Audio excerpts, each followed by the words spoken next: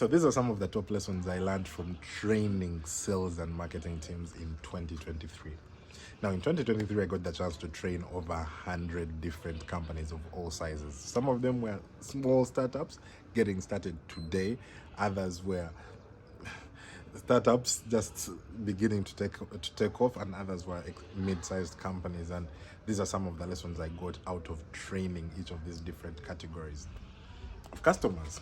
Now, the first lesson I learned is sometimes teams anticipate that things are going to work out a little bit faster when they call in trainers like myself to educate their teams on how to do the sales and marketing. They imagine that just that one meeting is somehow supposed to convert into sales next week. But just like how you set up your service, say for example you have a dental farm, there are things you're putting, there are machines you're putting in place, there's a team you're putting in place in order for that department to work.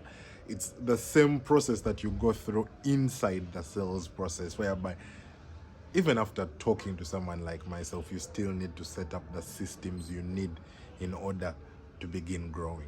So the first expectation that you need to get out of your head is that you think that just because you've started talking about sales today, tomorrow you're going to automatically grow. It takes time, it's a process. It usually takes at least 3 months for you to begin seeing results. So have that at the back of your mind.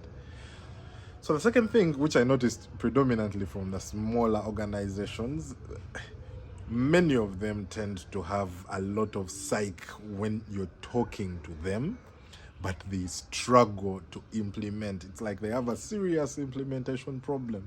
So regardless of how much you talk to someone like myself and we coordinate and talk about everything that may make sense to you in that period of time, at the end of the day, you still need to implement what has been talked about. Implementation means you're doing things like making videos, you're doing things like writing articles, you're doing things that like cold calling and literally cold emailing, because that is what ultimately leads to your growth.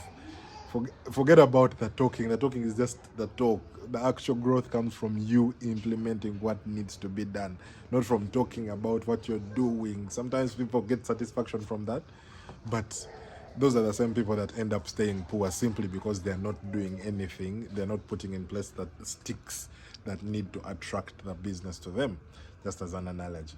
That's point number 2. And point number 3, which was the most important, you need to distinguish between selling and creating a system that sells. Now, some people know how to sell. In most scenarios, as entrepreneurs, it's actually very easy for you to sell. If you got someone today and you began talking to them about what you do, it's extremely easy. Whereas creating the system that brings you leads and converts continuously is a bit of a challenge.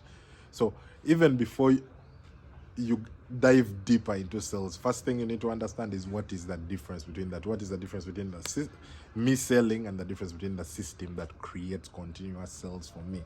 And once you understand that difference, your job is to see what works around that system and how do I begin implementing it from my given company. Truth be told, I've talked to so many people. I've seen the ones that have implemented whatever we have talked about get all this massive growth. Then I've seen the ones that have been psyched up and been excited in that moment of talking and not implemented struggle at the end of the day. So the trick behind it all is, how do you implement what we have talked about? Now, like I said, I share content on sales and marketing. So if that's your kind of content, don't forget to follow my channel. The link is somewhere right here. And that's all from me, folks, today. Bye-bye.